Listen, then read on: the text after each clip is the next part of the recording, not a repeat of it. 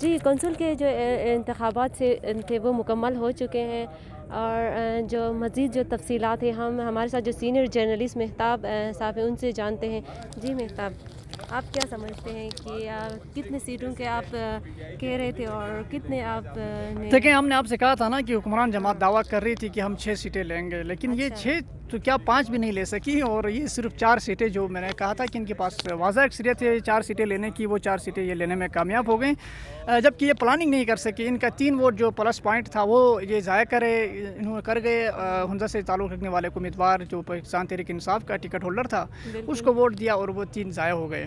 یہ پلاننگ نہیں کر سکے۔ آزاد اراکین اسمبلی بھی موجود تھے، اور اپوزیشن جماعتوں سے بھی یہ کسی امیدوار سے ووٹ حاصل نہیں کر سکے۔ تو اسی طرح آپ نے دیکھا یہاں پہ مسلم لیگ نون کے لیے اسلامی تحریک نے ان کے ساتھ حمایت کیا، جس کی وجہ سے وہ جیت گئے۔ اس کے ساتھ DUI نے بھی اس کی حمایت کر دی۔ تو اسی طرح دیامر سے تعلق رکھنے والے جو مسلم لیگ نون کے امیدوار تھے اقبال نصیر، وہ بھی جیت گئے۔ اسی طرح پھر نواز کرناجی صاحب نے پیپل پارٹی کی حمایت کر دی، تو 5 ووٹ پیپل پارٹی کے پاس ہو گئے، تو وہ بھی اپنی نشست بچا سکی۔ اور اسی طرح پاکستان تحریک انصاف صرف 4 نشستیں لے سکی، اور وہ اس کے 3 ووٹ ضائع ہو گئے۔ یہ صورتحال